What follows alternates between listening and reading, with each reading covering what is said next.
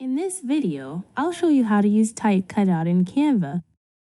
Open Canva, create a new project.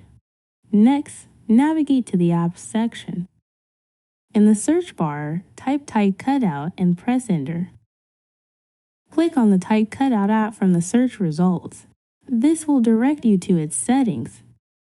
In the main text section, type any text you wish. You can change the font to one that suits your design preference. Move to the Image section, click Change Image.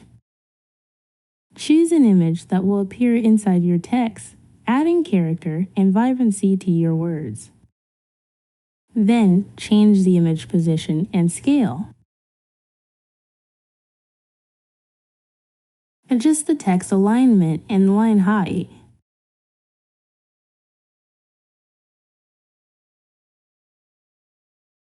When your design settings are complete, click the Add to Design button at the bottom.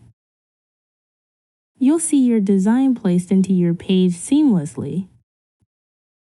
To make our text pop, I'll change the background color to highlight the text effectively. And there you go, that's it. Hope you found this helpful. Thanks for watching.